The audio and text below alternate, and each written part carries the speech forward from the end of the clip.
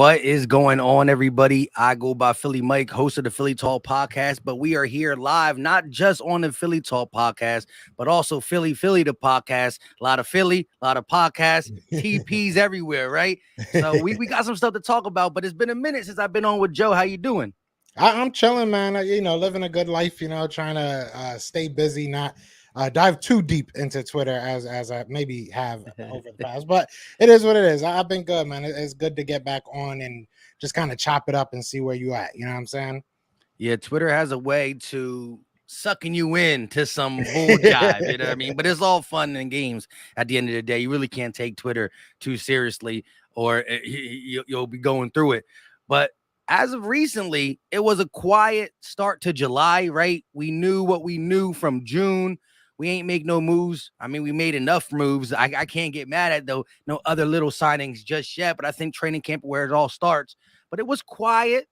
And then boom, a report by our guy and a lot of people guy in the Philly area, Derek Gunn. Like what a guy who's done really nothing wrong in this city says something about a bad practice. I think the words after to me is what kind of, also threw some fire on it. And in the time frame, but what was your just whole thoughts of the whole Jalen Hurts, the 10-play scenario and how it equated to the fan base? Was he bad? Was he good? Was he good? Was he bad? There was just too many different outlets quoting it kind of different, but kind of the same. You know what I mean? Yeah, I mean, like, so D Gun and them, they do a 3-hour show, right? Like, I believe it's either like 2 or 3 hour show. I think a lot of things are said along that time frame. I think it was a weird timing for it, but at the same time, I understand that you're talking that long, you run into this conversation, you think of this, and it just comes off you. In the long and short of it, I kind of feel like us as fans overreacted a little bit to it. It's not a world ender if he had a bad practice. It's not a world ender if he had a bad 10 plays. It's good to hear that, to be honest, because then you hear the contrast that he had such a good offseason. I look at that and say, okay, he had a little bit of adversity, but overall he was able to improve from last year. So I love my Eagles fans. I love Philadelphia fans in general, but I feel like we wanted to look too deep into the negative of that instead of kind of maybe spinning it in a positive light. I do love all the aftermath of it and all the talk and all the, kind of, we said it before, the show. It's kind of a good way to get the off season, a nice little pop and get right into some of this real news. Because soon enough, we're going to be seeing pads on. We're going to see everything actually matter. So every 10 plays, I'm sure are going to be well documented. But I'm excited. I'm very excited. I think it was a little bit over. I don't even want to say over, I don't want to say it was overhyped. I don't want to say it was like, he said what he said. It is what it is. But I don't think it was that big of a deal. I really don't. There's a lot of players out there that probably had a bad 10-play series. So, I just think Eagles fans didn't get a lot of news. You get that, and it's like something to latch on. So I'm not overselling it. I'm not too big on it, but it is what it is. I understand both sides. Yeah, I agree. I think for me, it was the timing. And again, I didn't hear the quote necessarily from D Gun until I saw Jacob Media, kind of quote tweeted him or quoted it with their YouTube channel. And then I pretty much said, wait, I mean, I got, we had the people. So I just type in Eagles OTAs. And what comes up is the Brandon Lee Galtons, the Jacob Medias, the Dace Maderos, the Elliott Shore Parks, the Zach Berman's talking about high quality stuff, this, that, and the third. So it caught me off guard. Again, no one's going to have a perfect practice every single game. No one's going to have a perfect game, perfect day in general as a human being. So I wasn't mad at that. A struggle is a struggle. There were 6 days. Ultimately, we could have had 13 days. Nick Sirianni opted to do the shorter practice per day / only half or what we could have done. It's a little blimp. I think it was more along the lines that in the actual quote from D Gun, as he says that the guy told him about this 10-play scenario, he says that. So then he wanted to dig a little deeper. He said, so give me it. And he was like, well, Jalen Hurts got a long way to go. So then I think that's what really got me once I heard that. That's when I was like, because the first day I didn't make a video. The second day I did, just trying to bring everything full circle. And plus, we'll talk about A.J. Brown barking. And I think he's not just bark, he's bite too. But we can't see the bite yet. We'll definitely be looking at that. It just came to timing. And the fact of the matter is, I like how Barrett Brook kind of cleaned up. he also said he heard the same thing, but on the next day, D Gun is D Gun. He ain't gonna walk it back because he believes the report that was given to him was from a guy that he probably got other information from that was 100% accurate. So it is what it is. But Bear Brooks says, although he heard all that, he heard that overall it was a pretty good camp. And you saw the things that we asked, the big question marks of what he's going to do to get better, this, that, and the third. They were kind of taken care of. So I think it was just, as Joe said, a 3-hour show. And you said something that, and maybe D Gunn probably wanted to get this off around May or June, but didn't have the time to, really didn't get to it. But it's the slow part. And then they got a producer. Say we don't got a producer. Yeah. Now, if somebody in the chat want to quote what one of us say, it is what it is. But D Gun said it. Xander, go ahead and quickly got it, and it is what it is. Yeah, I mean, it is what it is. It really isn't. I don't want to give it too much life. Last year we were talking about how Jamar Chase couldn't catch balls in the offseason, right? Like that was a storyline. So I just don't really want to give too much life to it because it's really not that big of a deal. If he's struggling come August, late August, early September, into real games and stuff like that, obviously that's a real storyline, right? Like you said, it's just something that kind of probably came to the back of his mind. He was like, let me throw this out here, we'll start this conversation and have and I think it's a conversation people need to have, because at the end of the day, Jalen Hurts does have a long way to come. He has a long way to go, depending on what we've said this before, depending on what Howie Roseman and the Eagles want as a franchise quarterback. He might not be that guy. So he has work to do. And just on basis of being one of those elite quarterbacks, I think me and you both can agree that he has work to do. He's not one of those top 5 guys yet. And I'm sure that's where he wants to be. So, it's not a stretch to say he's got a long way to go. And I think he'll be one of the first to tell you he's got a long way to go. So I think keeping that pressure on this young man is the best thing to do because he's soaking it up. You know what I'm saying? He's not a guy that's running away from it. I'm not going to be, when we were talking about Carson Wentz and we were talking about all these guys, hey, pressing him, go hard, you got to do this, you got to do that. We're like, man, come on, he's got the talent, and we saw what happened with him. So with Jalen, he seems to embrace the some call it hatred, some call it constructive criticism. Yeah, whatever you want to call it, it is what it is. But he seems to soak it up. So why not let him bask in it? Let him do that. Let him prove everybody wrong. You know what I'm saying? So say what you want to say about him. And this includes me. I would love to be proven wrong for a lot of things that I've said in this offseason about Jalen Hurts. Just simply put. So we'll see what happens. I'm glad that this came out when it did. You know what I'm saying? And I'm sure we're going to talk about, AJ Brown's statement, because I'm glad that this happened when it did and how everything went down. So I'm excited about it. Yeah. And as you said, to me, we said that we need to see this step. So you could say there's much more he needs to do. To me, after saying about how bad it was, that it just building up a little bit more. And then at that time, but no matter, I've never been a guy who said, of course, if I see, reports that he's really good, I'm going to have it duly noted. But that doesn't mean we saw other players in the past do great at certain things and then not show up during the actual games. But it is what it is. It's out there. Some people are running with it in different outlets about him struggling now. But we're gonna see it. It's coming to a TV near you. You know what I mean? I'm glad they are. I didn't like all that, putting us in top 5s and we're gonna be this, comeback of a team. Are we the next Bengals? Are we the? I don't want national media on our side. It's never worked out in our favor. So go ahead, be mad at us, hate us, tell us that we're trash again. I need all that energy. I want to see 3 and what would it be, 14s now? I want to see all that. I need all that energy back. Well, see, again, I love the underdog mentality. And I'm definitely not a guy who just wants the rah-rah. I don't want the rah-rah. And I think that whole dream team scenario was a lot of rah-rah. Yeah.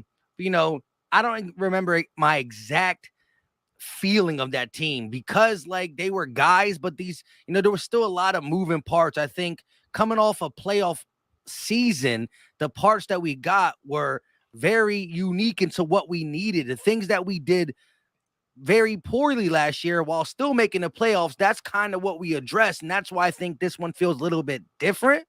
But Yeah. again, a lot of outlets still have it coming down to Jalen Hurts is the biggest question mark, along with some coaching defensively and offensively. But to either say that these Eagles are real players or still guys who are going to make the playoffs and then be one and done, maybe have a tough first matchup. There's different tiers to this thing. All I'm going to say is right now we're paper champs, but through my time as an Eagle fan, we've never really been the people who got awarded the offseason crown, as BG would say. And so it's good to have that, knowing that we got guys who always been overlooked. And I still think they're going to apply that pressure. We got a lot of people on 1-year deals who are fighting for an Eagles contract to go out on top or to get picked up by somebody else. But real quick, before we hop into the AJ Brown comment, because I want to get your take in the chats on if you liked it more or did you kind of not like it more. Shout out to Angel Roman with the $5 super chat. So D Gunn was completely bullcrapping, right? Yes or no? Just stirring the pot. LOL, girl, go birds. Well, what is again? I think he firmly believes what the guy said, and I think there's some validity to it. It might not even be, because you heard how D Gunn said. It might not even be that exact scenario. He just gave me something along the lines of a struggle in practice. You could say that's walking it back a little bit or just, trying to now get out in front of it. But D Gunn still said there was a day that was not so well, but though that's 1 out of 6. So I think it's just got highlighted a little bit more than so. You would agree that D Gunn didn't just fully make it up, right? Yeah, no, I mean, D Gunn is one of those dudes in Philly that's been one of those dudes in Philly. So I trust what he says. Players give him like full access to what they get. You know what I'm saying? He's one of those rare guys that still get that, even not with a big media company anymore.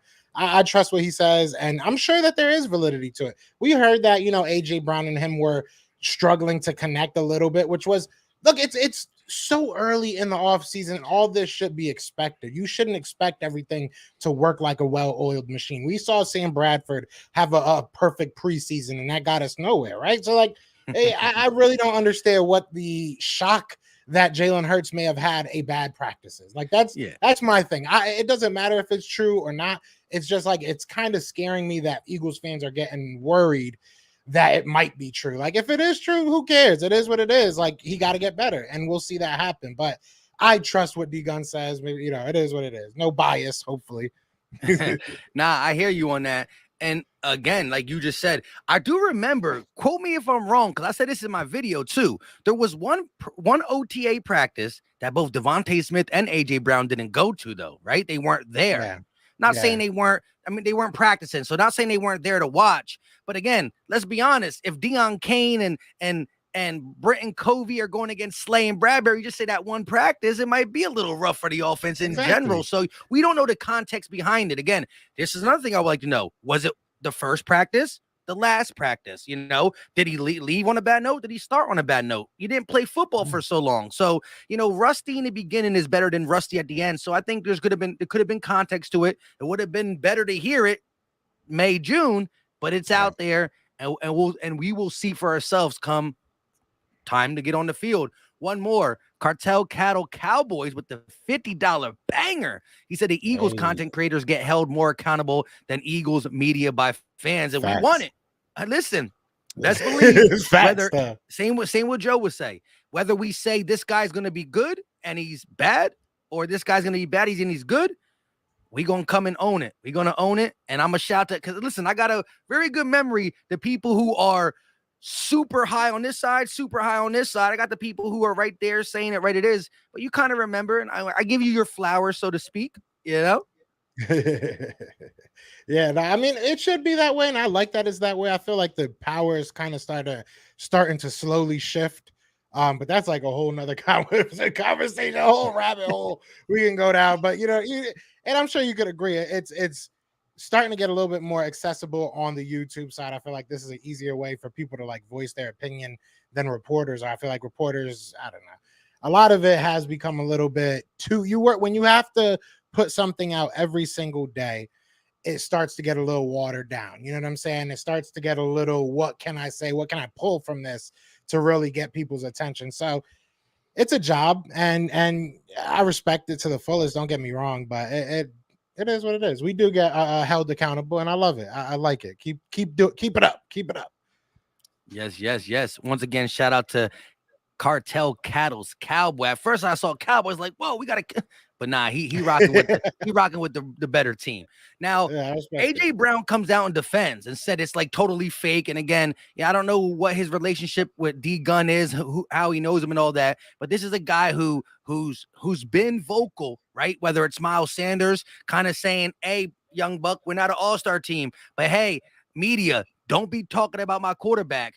Do you like the do you like all the things he has said already, or do you like what he said about Jalen Hurts and not Miles Sanders? And how do you just give everything that's been said by AJ Brown? How you feel him just taking over as a Philadelphia Eagle first time year, first member, whatever, the first time on a team. I can't spit I it get out. the dread. No, I love it, man. I love it. When's the last? I did a video about this like not too. I think like right after I saw the tweets, but it's like, wait, what do you not love about this? Who can you really look on the Eagles team and say, this guy has been the vocal leader for us? And I'm not mad. Don't get me wrong. Even I said this in the video. You look back to 2017, right? We didn't necessarily have, maybe you could say like a Brandon Graham, but he wasn't the guy that's going to go on the media and be like, "No, we got this. We're good. Don't worry about what they're saying."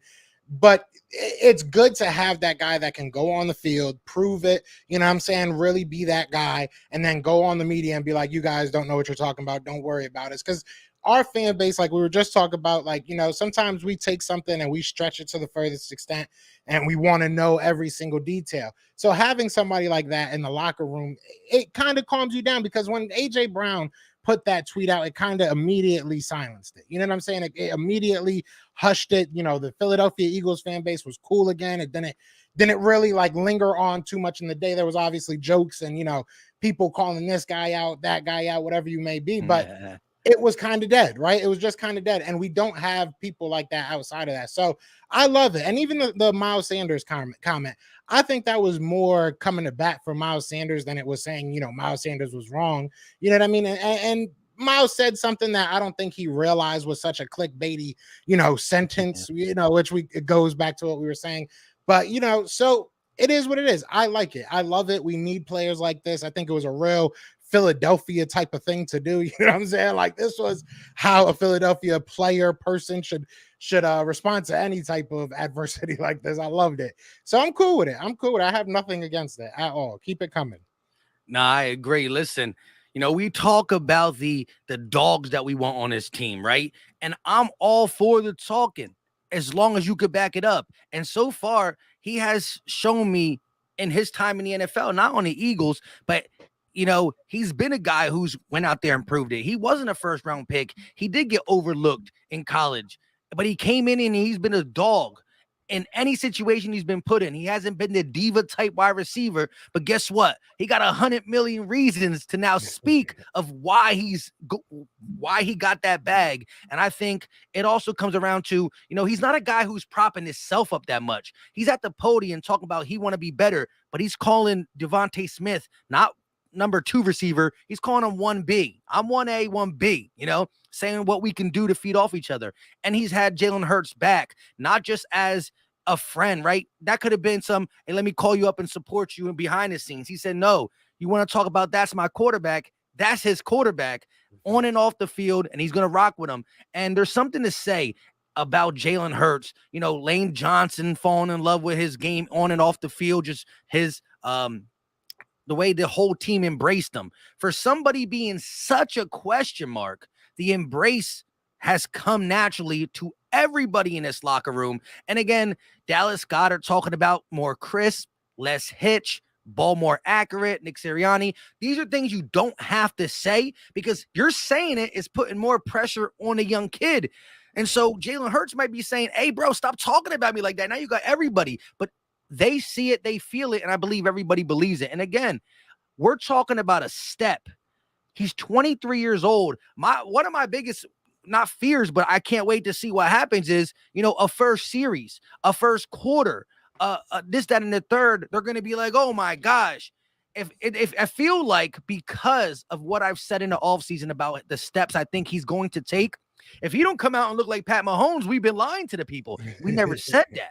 I think that he's going to be better than he was last year. And the first step I would love to see game 1, but then I still need to see a step by game 6 and got game 11 and our quest to get the NFC East and into the playoffs. And I feel it's going to happen. I'm a betting man, and I put my money on Jalen Hurts to get better by the end of this year to make us feel more comfortable.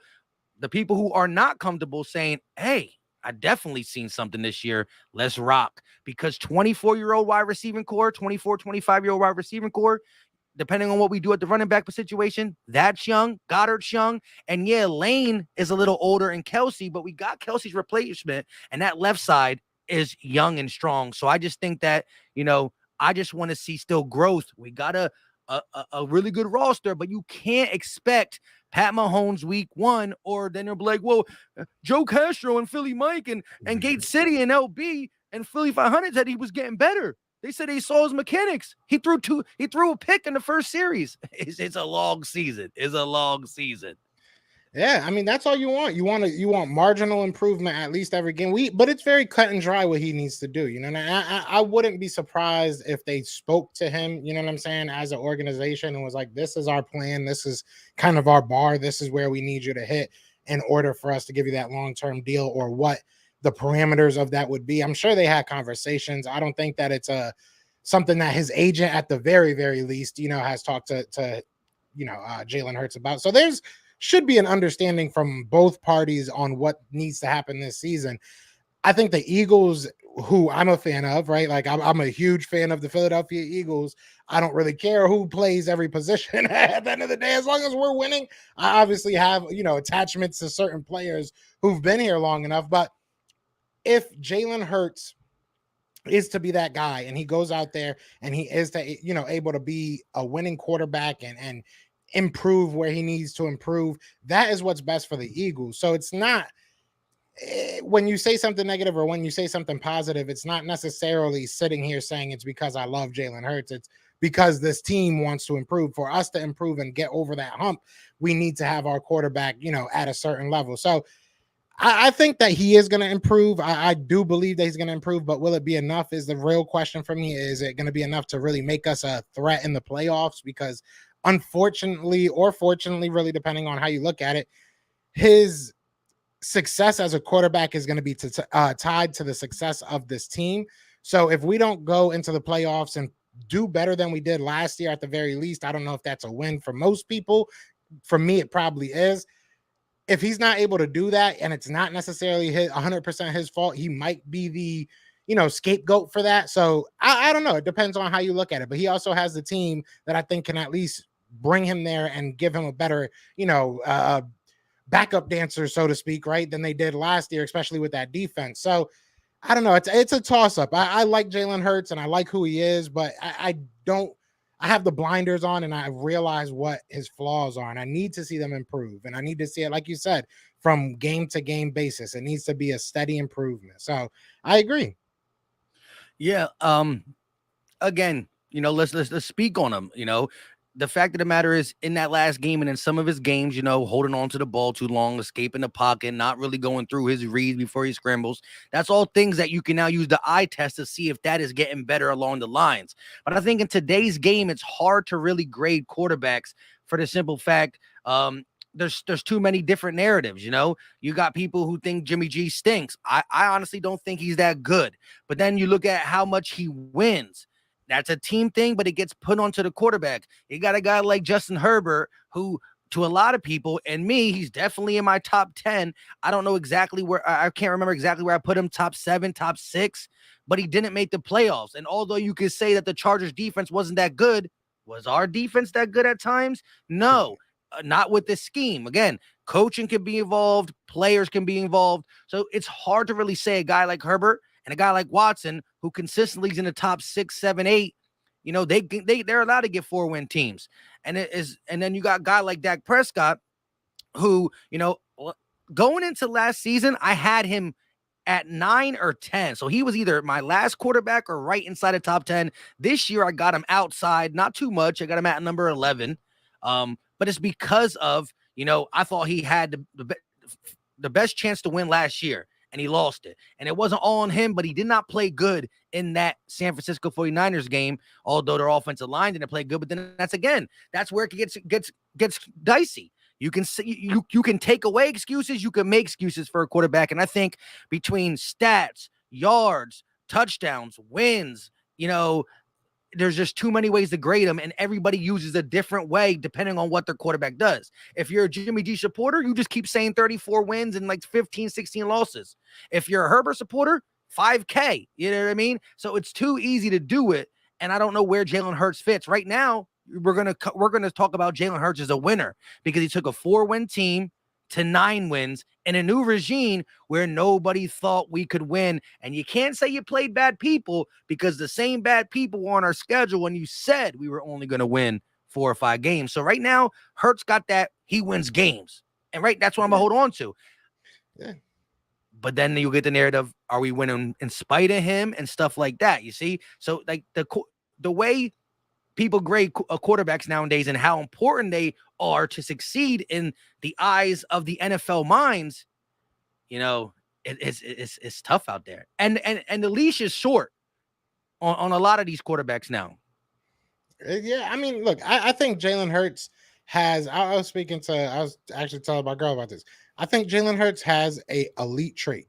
You know what I'm saying? And that is rare in the NFL, no matter what. When you can do one thing probably better than maybe he's number 2 to Lamar Jackson. I think he's a better runner than Lamar Jackson. I think he's stronger and a better runner, but that's, another conversation, I guess. He's one of those guys, you know what I'm saying? That's very rare at that position that can run, very fast. He's very good at what he can do. He's an elite cut you off, trait. but he's the only quarterback in NFL history in their first 20 games. Now, this is a stat that was not made up, but this is a stat that was acquired by Jalen Hurts because he's the only quarterback to ever do it in 20 games, to have 4,000 plus passing yards and 1,000 plus rushing yards, which goes on to what you say about his amazing trait running. But then, some people say we want a passer, but again, nobody's ever done that in 20 games, 4,000, 1,000. But go ahead. But it comes down to like you said, it comes down to the coaching. It comes down to what this organization wants. The Philadelphia Eagles have said numerous times over the years that they want a predominant passing game. That's always been what they wanted. Like, even though they don't act like it, you know what I'm saying? If you realistically look at the people that we bring in, they don't act like it. I think Carson Wentz was the first quarterback that we brought in that was kind of like, okay, I get what you're trying to do. You know what I'm saying? You get that guy that goes over the top, and then you get that possession, big body guy like Alshon Jeffrey. We kind of followed that model for like 4 or 5 years, before and after 2017. So I got it then, but we want to have a big time passing game. So it comes down to, can Jalen Hurts at least somewhat scratch that itch? So like I said, he has an elite trait as a runner, right? We can all see that. And it comes down to your organization saying, I'm willing to build around that. You look at Lamar Jackson. Lamar Jackson came into the game and was, pretty good when he first came in. Wasn't amazing, wasn't off the charts. But if you look at what that head coach and that team wanted to do, they understood what he was good at, and they built that team around him. You know what I'm saying? That was not an offense that Harbaugh was running with Joe Flacco, was not running it before. You know what I'm saying? So he was willing to change what he did to suit who he had. So it comes down to Nick Sirianni, probably more so Howie Roseman and Jeff Lurie decision, but it comes down to those people talking and saying, we're willing to do this. You know what I'm saying? That's really, to me at least, what it all comes down to. It doesn't come down to if Jalen Hurts becomes Patrick Mahomes with, passing the ball, then obviously this is all a moot point. But realistically, I don't think the jump is going to be massive. I think it's going to be good. Maybe we see extra 200-300 yards, added on to last year, but I don't think it's going to be some crazy, turn of events. So he's still going to be an elite runner though. So that's what he's going to either make his bread on, or he's going to have to go to another team. It really comes down to Eagles. I don't think he's going to either fall off, but I also don't think he's going to jump up so crazy as a passer that it's like makes it obvious. So that's why I say that winning is kind of connected to him. Like, if he's able to just still win, not even being that great of a passer or just being an average or above average passer, then maybe they're just like, that's enough. That's all we care about. But maybe they want themselves a good pass. I think that winning is very connected to him, because I think that's the biggest selling point that he's going to be able to have at the end of the year. You know what I'm saying? Yeah. Like, I don't think he's going to be able to say, I have 5,000 yards. Look at me with 40 throwing touchdowns and 2 interceptions. Like, that's just not his game. So I don't think it's just going to happen over one off season. So I think that winning is tied to him in that, sense. You know what I mean? Yeah, so you must have seen on Twitter, Pro Football Focus put out projected yardage leaders for the Philadelphia Eagles. You didn't see that post? I didn't. No. Wow. All right, I'm gonna pull it up. Well, I'm not gonna pull it up on here. I'm just gonna read it off. I did a video about it, and again, this is Pro Football Focus. Projected yardage leaders, Philadelphia Eagles, right? And this is part of the whole. We can do anything off season, right? Jalen Hurts as the leader in passing, of course, 4,138 yards. Jalen Hurts as the leader in rushing, not Miles. Jalen Hurts as the leader in rushing. This is PFF, 782. So just listen to that. That's almost a combined 5K for Jalen Hurts. And listen, Pro Football Focus, even though they can get a little crazy, listen, they're not always 100, but there's a reason. Like, they decided to print this, so somebody really believes in Jalen Hurts. And first of all, if that's the jump he takes, well then that's MVP type performance. I mean, realistically, that's 295 yards of offense. We're in 17 games. So that's asking the quarterback to get 295 yards of your offense. I don't think that's really that much when really broken down, because the 17th game is what really makes some of these numbers that we look at and be like, why is that so high? Because realistically, I just did the math real quick just to be like, wait a second, let me think, because that is pretty high. But like, realistically, 300 because of that extra game, that's not bad. If he does that, I think that's solid. That's pretty solid.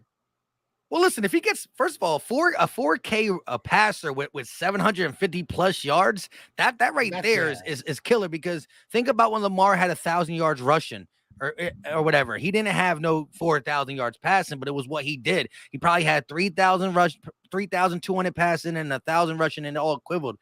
But it's crazy. Right there would pretty much say, Miles, you're done, though. and it might not even be his fault. It might be just the way we run our offense. As he said in the interview with John Clark, opportunities, from Gainwell to Hurts and all that, it would suck. But here were the wide receivers. So we did have a 1K wide receiver. It was good old A.J. Brown with 1,151. And then you have our second wide receiver, Devontae Smith, falling a little bit short at 906. But that would be, almost 2,000 yards. It'd be over 2,000 yards from them two combined. That was Pro Football Focus stat leaders. They put it out maybe only 4 days ago, 3 to 4 days ago. I mean, I'm not too mad at that. I would like to see AJ Brown and Devontae's numbers up a little bit more. Did they say the what's his name, Dallas Goedert at all? They didn't say. I think they were doing is that the top 2 pass catchers. You know what I mean? I'm surprised Dallas Goedert's not going to be one of the top 2.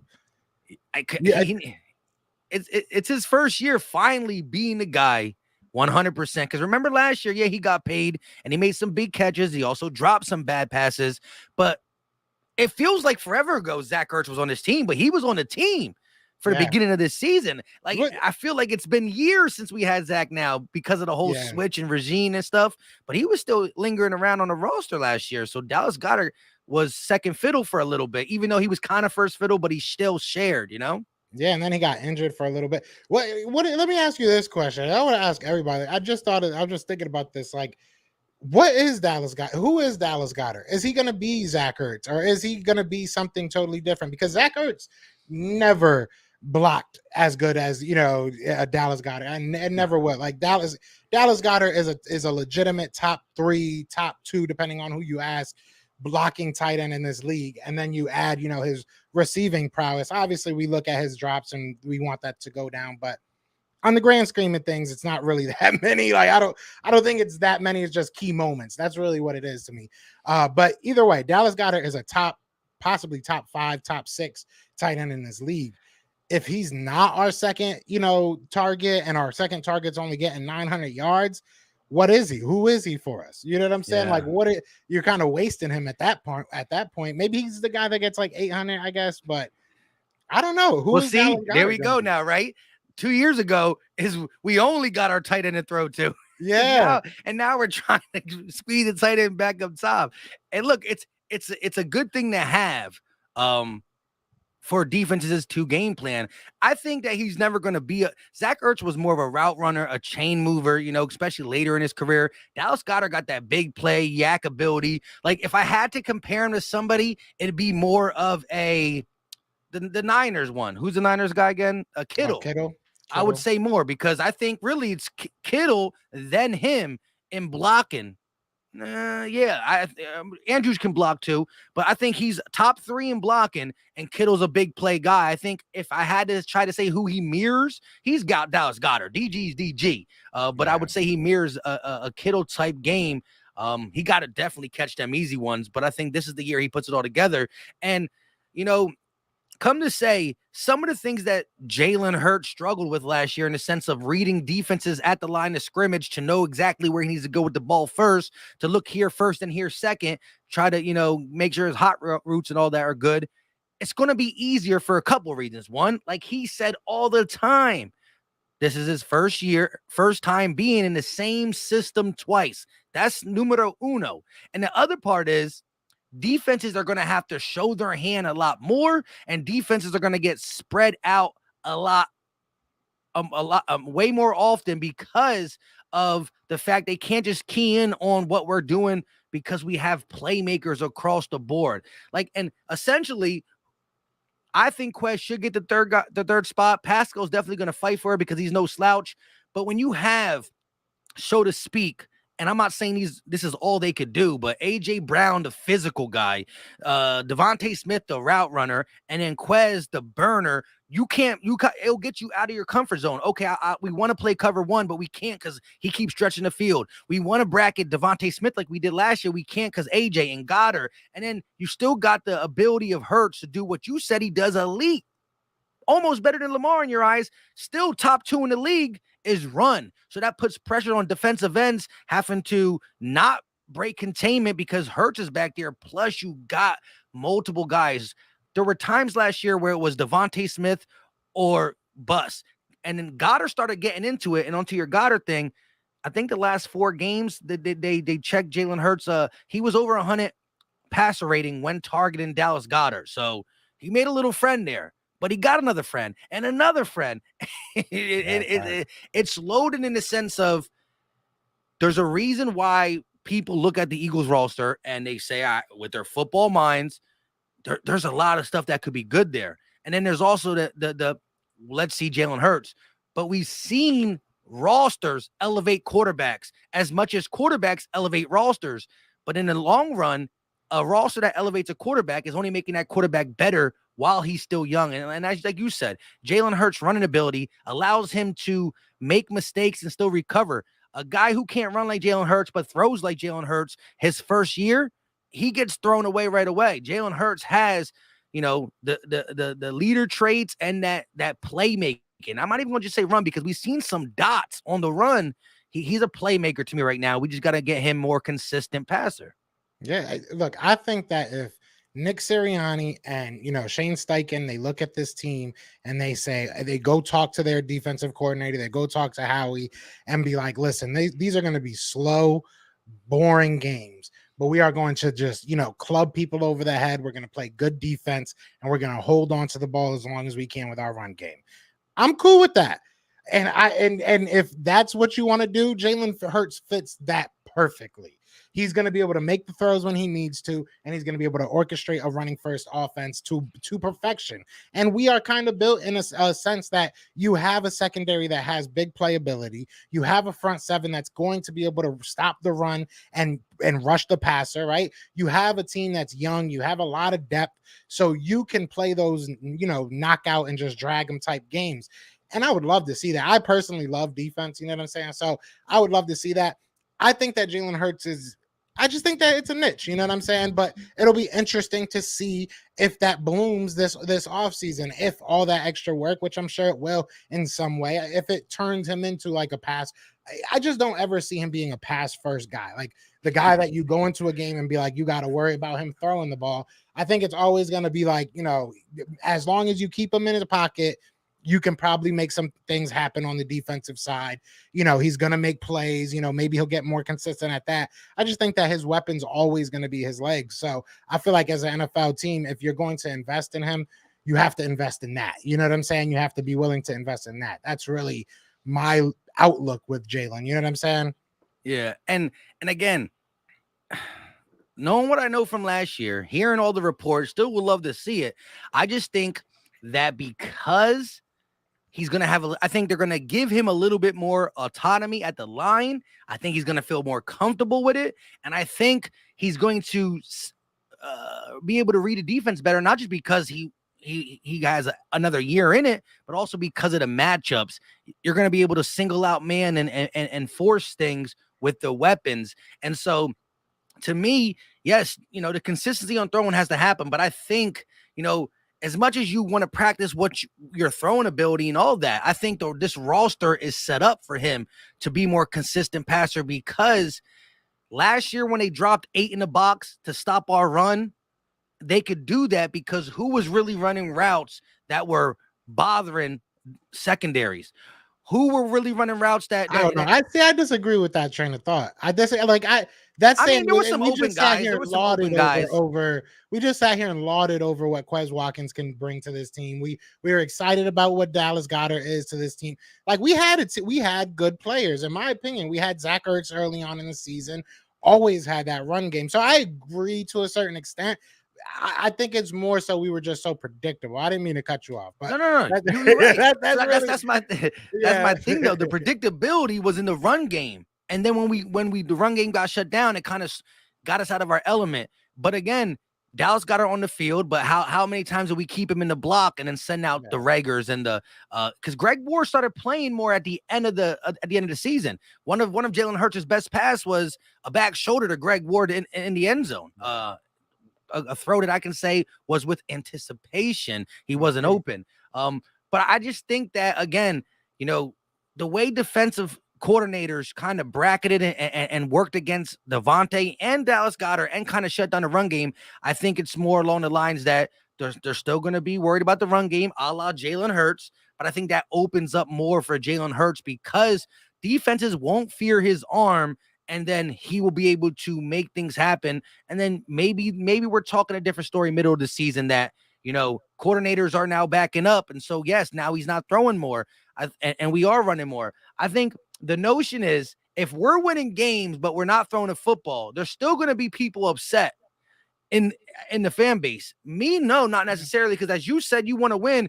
And I've seen teams have the pretty yardage and not make the playoffs. I've seen teams have a 1K rusher, a 1K receiver, a 4K passer, cough, cough, the Cowboys, and not make the playoffs. So I'm all about wins. It would be nice to get that 1K receiver because it's been a minute. Yeah. But all in all, it's just how you win. It's not how you start, it's how you finish and all that good stuff. You know what I mean? But I still think the media they're going to criticize. If we got games where Jalen Hurts only throws the ball 24, 22 times, they're going to say that we're doing it because we don't believe in him and all that. And I understand why you can bring that narrative up, but I also understand the fact that if it ain't broke, don't fix it, right? Yeah. Carson Wentz slung the ball in 17, but we were the third rushing team overall. Exactly. He did sling it though. Exactly. But, I just want to win, man. That's all. And I get killed, man. I get killed as a Hurts hater and all this stuff. I don't care. I just want to see this team win. If he's going to be the reason we don't win consistently or we don't win those big games consistently, I'm going to say it like it is. But the real, and I said this before when we did our round table, I think the real thing that we have to be watching for, or the real side of the ball we need to be watching, is our defense. If our defense adds all this weaponry, however you want to really put it, and they don't improve, obviously I'm not going to speak for everybody, but I'm still very worried about who Jonathan Gannon is as a defensive coordinator. So this is a season that I'm really looking at this defense and saying you have everything you need, in my opinion, to be at the very least middle of the road. You know what I'm saying? I'm really not even asking for you to be a top 5, top 3 guy, guys. I think you have that potential. give me a top 10, give me top 12, give me top 13, and I'll be cool. I'll be cool with that. If you're not, I'm gonna be coming for Jonathan Gannon's head because there's no way that you misuse all this. So I mean, like we can go and talk about, and that's what I think a lot of media and a lot of Twitter, we gotta point that out directly because I think that's where a lot of this stuff comes from half the time. But you know what I'm saying? We can point at Jalen Hurts, but I think that's what they want to do because if our defense is better, we were the 12th scoring offense last year. If we stay there, if our offense is not better, even though we've added all this, artillery to the weaponry, right? Even if we did that and we're just still there, we're still number 12. If our defense gets better, we are a team that lost in the playoffs. In my opinion, it was a mixture of Jalen Hurts not being able to get started early, but it was mostly the defense. You lost a lot of your big games against good quarterbacks, mostly because of your defense. If we can change that and win one or two more games because of our defense, we go from a 9-win team to a 10, 11-win team. So I'm cool with that. I don't know, that long-winded answer, but it's really on the defense. And I know we want to talk about Jalen, you know what I'm saying? Because it is the quarterback of the team. It's the biggest important, most important position on the team, but it's really on our defense and really on Jonathan Gannon, in my opinion. That's really where I'm a little bit worried about this team. Yeah, I mean, again, we definitely loaded up on defense. We got some stuff for offense too, but you're right. If you're the 12th best scoring team, again, how we score, we were heavy on the ground because I think we were in the mid-20s, 25 as a passing team, right? Mm-hmm. Am I right? 25 or 26? Somewhere around there. So, I mean, but scoring the ball, now it's your defense's job. And I want to get back to that optimistic. I can never say that word. Optimistic. Just a defense that takes the ball away, right? Like, I don't want to be opportunistic. Yeah. I thought I can't say the word, so you know what I mean. No, I got your back, bro. I got your back. I can say I gotta focus. But with that being said, I love them defenses. Now, again, I don't want to be like, if we don't get the interception, they're going to score on us. But, I want that defense that really changes games. And it does. A defensive, same with a big defensive stop, too, like on 4th down. But an interception, a fumble recovery, most of the time, I actually want to go back and do that stat. Over the last 4 years, Eagles get a big stop and or a turnover. How many times have we scored off that possession? But I feel like more than not, that's what does it for the offense. It's an igniter, and it's just beautiful things. So, we got the big play Slays and the Bradburys and flying linebackers. So maybe we see that. But real quick, Cal Bundy with the $5 super chat said, I just want Hurts to run less and pass more and turn into that check down guy. I don't care. I mean, the check down, we got people that a quick slant, a quick pass to Gainwell, Sanders can go to distance. And I do think that, whether he's, using his legs instead of it, I just think that, Hurts got to continue to say that if the pocket's not collapsed, I'm built to stand in here. I think that's his thing. And my biggest thing is I hate when people say he's played football for this long. If you don't know it, he's not going to know it. I said, that's when you're playing at that collegiate level. If you're getting away with stuff, your coach can tell you all the time, watch your back foot, watch this, that, and the third. But if I just scored a touchdown, I'm not really trying to hear the criticism right away. Mm-hmm. But as you realize you can't do that no more, you have to grow your game, learn. And I think that's, you can get better. We've seen it. And again, the whole Josh Allen thing is, yes, they're different quarterbacks and all that. But a dude had 10 touchdowns and 12 interceptions. I don't care how big his arm was. He wasn't reading defense. He was doing something wrong. You know what I mean? And so it's just the fact that I need to see it. And I think, the write-off of Jalen Hurts has been crazy at times. And then I think, you can say the same thing with like how I just gotta say this. I was shocked how many people defended the whole scenario with Derek Gunn, because I would say by late last season, there were people who I think Jalen has grown on more people than lost people throughout this offseason, because I don't remember the support as heavy as it was for something this little early in the offseason compared to now that we know he's our guy, kind of, because what we put out there for him, you know what I mean? Yeah, Jalen's got that personality. Everybody loves him, and that's good. You know what I'm saying? But once this tweet is going to come back. I can guarantee you that. I don't make a lot of guarantees in my life, but I can guarantee you that this situation is going to come back to light, whether Jalen Hurts does well or he does bad. Yeah, it's just gonna. It is what it is. That's how the world works. I'm ready for that. You know what I'm saying? Mentally prepared for that. But it doesn't matter. It really doesn't matter. It's all about the progression, and people do have his back, and that's a good thing.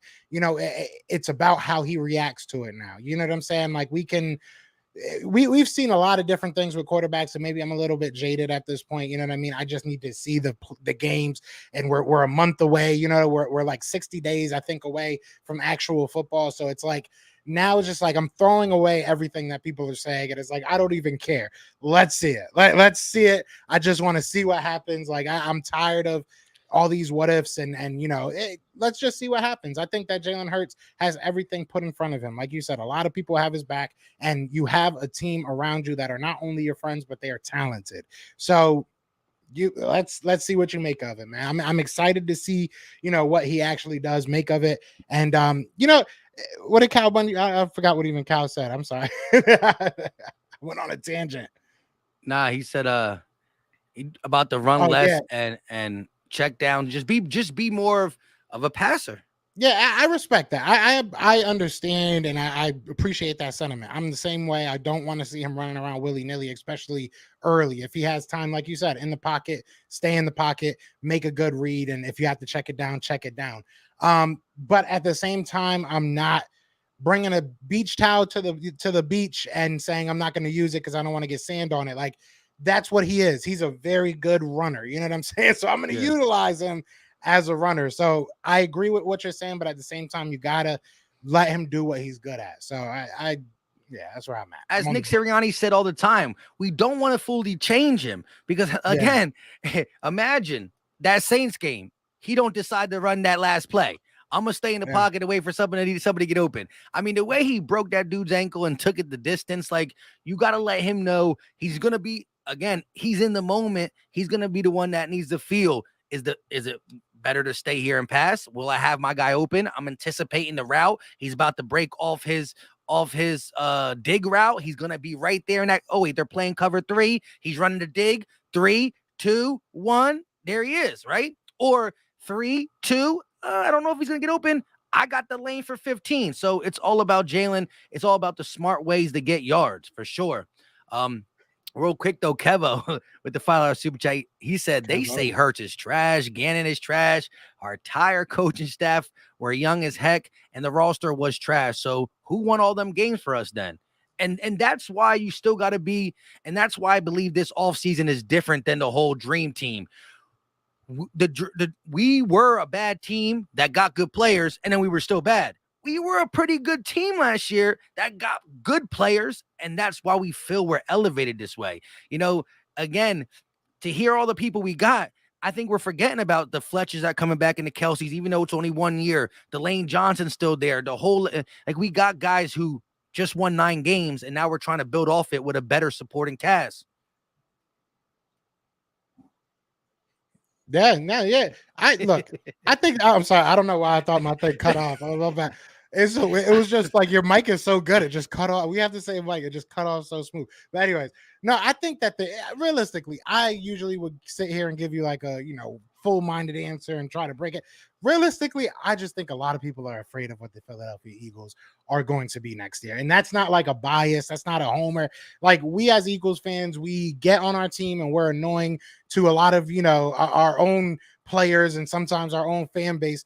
But at the same time, when we win, the NFL hates it because we will not let you stop hearing everything that you said. There is so many analysts, like he said, that said this person's trash, that person's trash. And I've been very critical of Jalen Hurts, and I will never sit here and lie and be like, oh, I was always on the show. I've been very critical about Jalen Hurts, but I will not get away from it. I will be so happy to do it. But I will eat my words when that time comes. But there's a lot of people that don't want to do that, whether they be on TV or whether they just be on Twitter, whether they be in your lunchroom during work. Like there's a lot of people that do not want the Philadelphia Eagles to be good because we will remind them that they didn't tell us that we weren't. So that's really what it comes down to. People are going to say a lot of dumb things. if you want me to look at that question and really say, or statement and really say, I think that the coaching staff is the reason that we won so many games. I think that players individually did their job and they had good seasons. I'm very proud of what Jalen Hurts had became over that span of the season. But if it had not been for Nick Sirianni, saying we got to do a full makeover, we wouldn't have been in the position that we were in. It might have seemed, obvious to us, but it was like we didn't expect that. You know what I'm saying? We were saying run it 5 more times a game, not like 40 more times a game, but it worked. It worked, and we were cool with it. So, hey, that's where I lay on that. Yeah, I agree 100%. So, real quick though, because we haven't talked a lot this off season, where and chat, let us know, because again, I know I've been talking to you guys a lot, same with him, but things change. And I might have asked you the whole record prediction before this, that, and the third happened. But where are you at? We don't got to like go over the whole thing, but like, give me like this or this is what I really think the Eagles can accomplish this year. You can say one answer in the chat. You can say between this. Let me know in the chat. And Joe, you started off. Where are you at with this? And the schedule does look pretty easy. Ish. Yeah. I'm getting killed by Cowboys fans right now. Obviously, I do the weekly show with Big Game James. Best Eddie's. So we did just recently. We just did our schedule prediction, and I was. Mind you, we didn't go into this and like give each other our schedule predictions and think of it that way. We just went game by game, took our time, and just kind of figured it out. I ended up giving the Eagles 14 wins. I ended up giving them 14-3. And when I did. And I'm going back on it and saying that, realistically, maybe 2 of the games I was looking at and being like a little bit way too overly confident. But when you look through that schedule, I'm not saying that 14 games is the bar and that's what we got to hit. It's hard for me to say we're going to lose a lot of those games. We'll probably lose games just because that's how football works. But into the game, looking at the other team, looking at the other team's logo on a piece of paper, it's hard for me to realistically look at a lot of those teams and be like, there's no way we're going to beat this team. Yeah. So, I mean, but I give you kudos because it's hard to do it that way, because you start doing it and you forget. Wait, when's the last time I said we lost? Yeah, right, exactly. But like realistically, if I had to say an answer that I was like gonna die by, I would say anywhere between 10 and 12 wins. I think if you have anywhere between 10 and 12 wins, you're in a good position, especially in the NFC. So that's realistically what I'm looking at. Kind of the floor being 10 wins. If you're under 10 wins, I'm getting a little bit worried about what happened. But if you're over 12, I'm elated and happy, up to the moon about this team. So that's really where I am right now. Yeah, we got a couple 12-5s. Joseph, Nina coming in with the 13-4. Philly fan D with the 11-6. What's his name? Chase said I got the 12-5. Eagles win the division. Always entertaining said 12-5 plus a playoff win. Let's get it. Minshew, whoa. Minshew can get his 12 wins, says Philly Eagle 56. But so look, this was my thing. When I did my video, because I didn't do it in the live stream. I've been slacking in the live stream. I did it in the video. And I did what you did. I had to screen up, right? And I'm like, all right, week 1 win, right? So I did the whole way like that. So then I had to go back and say, wait, where am I at? I had to recount the wins. I got it back. And then I had us winning 12 or 13 games. And I said, and so because it was that thing where it's like, there's a little bit bias in me, but a little bit honesty of like, bro, look at the schedule. I'm not making this up. If we were playing the Chiefs and the Bucks and the Rams and the whoever they are, I feel a little different, but we not. And in that whole part, I actually had a splitting with Dallas, So I had to split Dallas, split Washington, sweep the Giants, and I still came to 12 or 13. And that's when I said, to be this realistic, every team has this, right? There's going to be a game, whether it's the Titans game, the Colts game, the Packers game, we're going to be underdogs and we might come out and get the dub. But there's also going to be games where, shoot, we're supposed to beat the Bears and we lose. Or we're supposed to beat the Texans or the Jags and we lose. I won't bet that we lose. I don't think we'll lose. But every great team, when their season's done, Look at the Packers last year. Look at the Chiefs. Look at every team. You could go back and say, dang, how did I lose? When the Bucks won a Super Bowl, they lost to the Giants, right? Or they almost, something like that, right?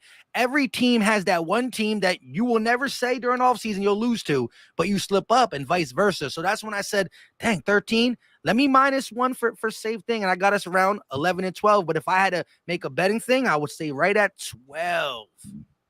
Yeah, but if you look at a lot of these teams, like, are we really necessarily like underdogs? Like, there's not the Cardinals aren't going to have DeAndre Hopkins when we play them. The Saints, I guess we'll figure out what they're going to be, but that's towards the end of the year.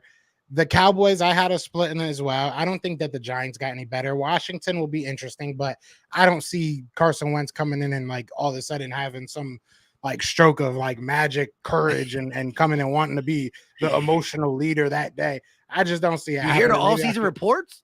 So, yeah, I don't think he's gonna like be out front of Lincoln Financial Field with like a foam sword and his LARPing outfit trying to yell for stuff. I just don't see him being an emotional leader. I think we're gonna sweep them. I don't think they're that good of a team. I would love it. I really don't think they're that good of a team, and I don't like them. So I'm gonna say that till I get proven wrong. But either way, like you look at a lot of these teams, Green Bay, okay, yeah, I could see you saying that maybe they, that's an easy. I don't even say that's an easy loss. Like they don't have their best wide receiver. They don't have all they have is Aaron Rodgers and they have Aaron Jones. They got a decent defense. Don't get me wrong, but I'm not like saying we suck and we're not gonna, go in there and fight against them. I do have us losing against them, but like you look at the Colts. I'm not saying the Colts are scaring me. Like let's really look at the schedule and be like, is there really teams that you're like, there's no way, we're gonna go in there and beat them? There's not this year, at least for me, And again, I think it's because I know what I believe this team can do. And now we're at the part of the offseason where it's really about the what ifs now. We saw all the additions. We kind of did all the analysis that we could do in a sense of, okay, with this guy, the 3-4 is going to be good. Reddick's going to come down and improve us here. And we're going to move over here and do this. And now we can play more nickel and maybe a little bit more dime and a lot of that stuff. But now it's just a wait and see. And, as much as this thing, I believe there's a way bigger chance that this thing goes right how we think it's going to go, where the roster is good. Jalen elevated his game a little bit, and we are playing Eagle football that we want to see. But there's always that scenario where there's a hiccup and a bump, and now who we thought we were better than, we're kind of saying, hold up, I thought we would easily beat the Colts. But now I don't know. So I still think I got to wait and see. But again, when you go game by game, it's really hard. You start saying, you got to remember to give yourself a loss, because I do think that the schedule fits beautiful. And I'm surprised because, we made the playoffs. We were the last team to make the playoffs. But, thank you, schedule makers. Yeah, I'll take this. I'll take this every day. Look, at the end of the day, everything might change after game one. It might not. I hope not. Exactly. It might not. I might be even higher on this team after game one. Who knows? We added everybody. Excuse me. we superseded all expectations last year. I think that's like goes without saying. Nobody expected Jalen Hurts in particular to be the quarterback for a team that made the playoffs. I think that's a statement many people would make. But at the end of the day, this year we added pieces. And like you said, it was to the places that we all saw the lack. We saw the deficiencies on the defense. We saw the deficiencies at wide receiver. You added to that. You fixed those, situations. So it makes sense for us to be excited. Now you have a finger to point. Now you can say, okay, this coaching staff just doesn't do their job, or this player needs to be removed and will be good. So now the picture becomes a little bit clearer, but I think we're going to be a really good team. So like you said, I think that it makes sense for us to be hype about this team. There's no reason to like bite your tongue. Last year, well, I've been doing this show for a minute now. I've been like the most miserable guy on this show. Like all the time, every year, I'm like, we gotta, we'll see what happens. I'm not too high. We just got to figure it out. Now I finally get to be like, listen, this is a really good team. Like, get hype. It is what it is. So just, be excited about this. This is what we've been waiting for. So I'm ready to see how it actually is in practice. We've seen how it is on paper and how they all love each other on Twitter. Let's see what comes of that, on Sundays, Mondays, and Thursdays. That's what I want. Yeah, and as we said earlier, we got almost 200 people in the chat. Again, we are live on 2 channels. We're only going to rock for a little bit more. We're live on 2 channels, so hit that like button wherever you're watching and go check the other person out. Again, if you just type in Philly, Philly, one of us is going to come up. Well, one Philly, I'll come up. 2 Philly, he come up, right?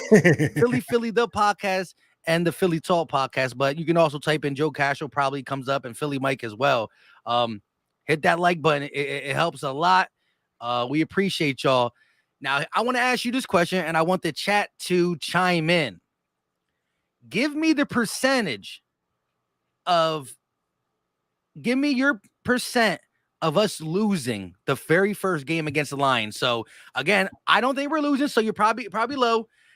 Give me the percent of the chance that we lose game 1. If you're really big on the Eagles, you could come out and say 0. We're not losing that game. You can come out and say there's only a 5% because there's always a percent. You know the term, any given Sunday.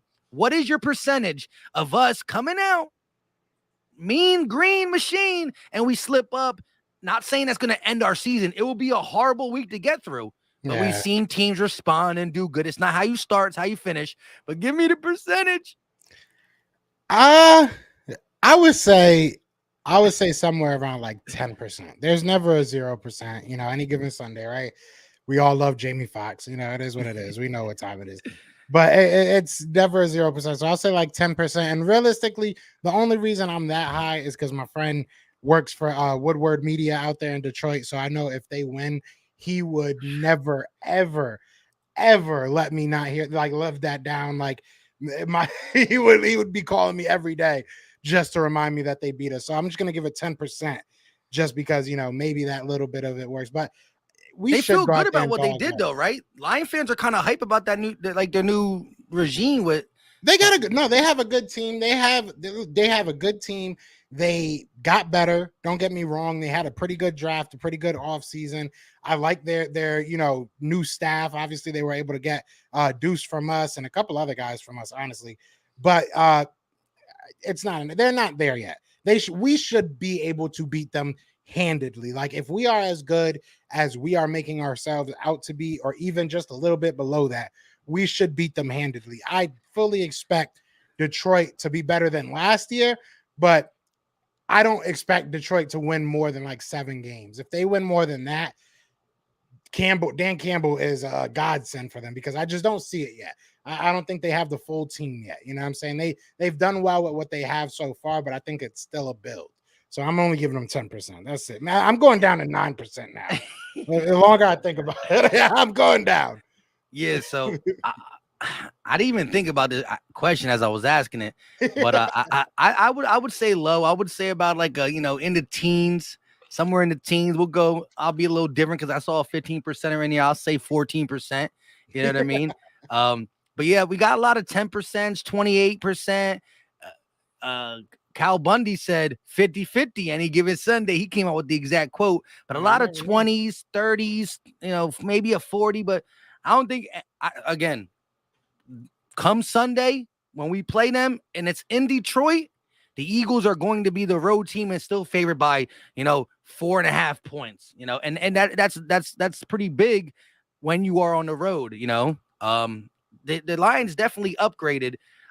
They got their receiver and Jameson Williams. We'll see how he is.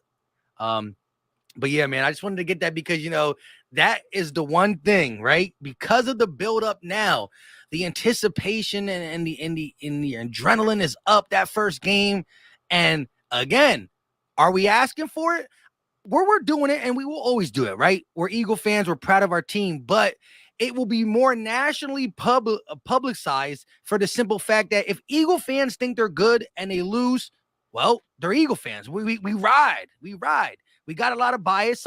We can all speak realistically. And again, during the week is when I give my analysts on the team. When I'm doing the play-by-plays, people, yes, I'll say, man, this guy stunk right now. But if he throws a touchdown, I forget.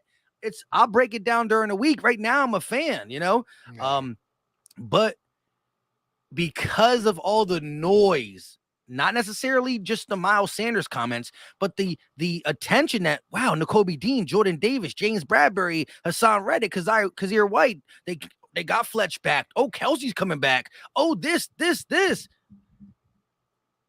If something bad goes wrong early, man, all eyes. We're gonna have nationally covered stories, but again, it's not always how you start, it's how you finish. But this team is young, and not just the team, the coaching staff.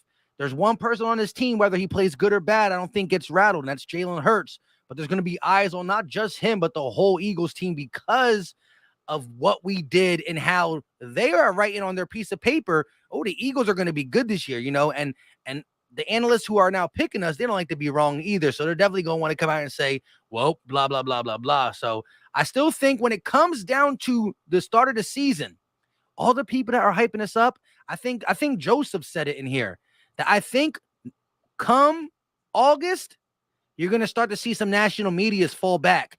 For everybody saying the Eagles are going to win the division now, Eagle fans are still going to say it. But I think outlets, USA Today, Pro Football Focus, I think they're going to start to probably put Dallas back up on there. We'll see how things shake out. But I do think that Eagle fans are going to be locked in. But I think the national media will fall back off us. Not nowhere near like last year. They're not going to put us as like a 4 or 5 win team. They'll keep us around 9 to 11. But I think they'll still say we lose a division come that time. And again, it is what it is. I'm gonna be talking until the season now. I'm too fired or too ready. I hope they do put us down there. I will say this though, and this is not like me falling back on the excitement of this season, because I am excited about this team. I do think that we're going to be really good, but and maybe this is just for something, for maybe a Cowboys fan to just clip real quick. I do want to say I still believe this team is building. I don't believe this is it. I don't believe this is what the final product is. I don't believe, and I'm not saying that, Jalen Hurts ain't the guy. I'm not saying anything about any individual player. I'm saying that this is still a work in progress. We still have a lot of draft picks. So if we make the playoffs, win a playoff game, go on a run in the playoffs, we're still playing with house money. Like last year where we were like saying, that we're playing with house money, everything is kind of up in the air. We have all these draft picks. We're still there. We just have a little bit higher expectations what we're supposed to do with it. We have higher odds, right? Like we're still playing with house money, but we went to a better table where we're like, all right, well, here we should win a little bit more money than we did over there, right? So that's really what I look at it like. This isn't the year that I'm saying Super Bowl or bust, but we're getting there. We're getting close. If everything keeps working how it's supposed to work, and the progression works how it's supposed to work, if N'Kobe Dean is the steal we all think he is, if Jordan Davis was the right pick, if we're able to fill the gaps when guys like Lane Johnson move on. There's a lot of questions, don't get me wrong, but in the next 2 to 3 years, I do believe that that's where the talk will start heading. Like, this is a Super Bowl team. Right now, I think this year we're still building. That's really still where I'm at. But I had to get that out because no, I like it, and I forgot what show I said this on or who I was with, but I like where the Eagles are in the sense of now we forget Kelsey and Fletch for the fact of growing with us, because they're going to be done after this year. But I do like that we already got their replacements in house. That we believe we got their replacements in house with Jurgens, handpicked from him, and Jordan Davis, who I think we're going to transition to the 3-4 because it's going to help Rex's game. It's going to help Davis's game, and I think it's where we're going. However, I think there's a lot of people. If we're just talking about this year, right, and then going forward, as you said, we have the 3 tiers of to this roster. You got the veterans that are older that are still playing at a high level, right? Big Play Slay just made the Pro Bowl. Kelsey made the Pro Bowl. He's not coming back next year, but Slay is coming back. Lane is coming back most likely, and we still got veterans on this team. Hargrave, he's older. I think I think it's smart to restructure him throughout the deal or extend him throughout the season. But you got the veteran tier that's still playing at a high level this year and a couple years later. You got the younger guys who are playing at a high level but are not in their prime. I don't think Reddick was in his prime. What he's done in Arizona and Carolina is good, but he hasn't hit his prime. AJ Brown, to me, hasn't hit his prime. Kaiser White coming over here. I don't think they hit their prime. So we got that, and then you got the young guys like Yeah. Devontae Smith and Jordan Davis and the Kobe Dean that everybody's really excited for. Jordan Mailata, Jordan Mailata is now talked to be the best contract in the NFL because of what he can be, right? Landon Dickerson, just because that left side was good, it's not in their prime yet. Dallas Goedert is not in his prime. If he's good now, that's cool, but there's still another level for him to get to. This is his first year as the number 1 tight end. So I think we have an abundance of young guys who are going to get better, guys who are already proven in the NFL who are not in their prime, and then the veterans that are hanging on, but with the right amount of health left, ability to play. And so I think the Eagles are a win now and later type team. And then it comes back to now coaching and Jalen Hurts. But I think we're set up great, as you said, and we're even better because BG leaving is going to be something. Maybe on the outside, you need a pass rusher, a safety, a corner if Bradbury leaves. But that's why we got the capital if Jalen Hurts does what I believe he could do. Yeah, I mean, it all comes down to with this front office, like you said, it comes down to making the right decisions, right? It comes down to these players continuing to build on what they already have done. But I think that we're good. I think we have the right type of guys, like there's a lot of guys that don't really make it in Philly because of their mentality, and you can go through a list of people, but I think we have the right type of guys to really build around. And this is what we need. This happened when we had, when we got Kelsey, when we got Fletch, when we got, all those guys, Lane Johnson, you go down the list. That happened all in a couple of years span. So I think this is what we went through, what we're still going through. But I think we have a very good nucleus of players, whether young or old, like you said. Yeah. And that's why, where we are now, we've talked our trash. We said this, that, and the third, and people ain't going to hear about, we're still building when it's in game. But I think that if you look at the Eagles and where we sit, this could be a very, very good season with a lot of meat left on the bone. I think the way we won the Super Bowl last time was a lot of signings and 1-year deals and not really winning with the roots of the team per se, and that's why we won. And yeah, we almost ran it back if it wasn't for Alshon Jeffrey dropping it and blah blah. Woulda, coulda, shoulda, but we were still, we were fringing off that Super Bowl run. I think now when, or actually, I want to say if, but then I also want to say when we make this run, we're built to last longer. I think that what we're building core wise could be a 7-year, 8-year. Guys that we have today, 8 years later, they're starting to be now the older veterans, but they're still playing. And we hopefully induce this team with a bunch of young, talented SEC players. Just get out of the Pac-12, get out of the Big 12. I'll take some Big Ten guys too. I'll take some Penn State guys. Yeah, Penn State, they've been breeding. I mean, we got Miles Sanders and we see what Parsons is, you know what I mean? So I try not to. I know. But with that being said, I appreciate you for coming on and me vice versa, because I'm on his channel too. Yeah. Let everybody know what you got going on for the rest of this week or coming up, if you got anything coming up or anything like that.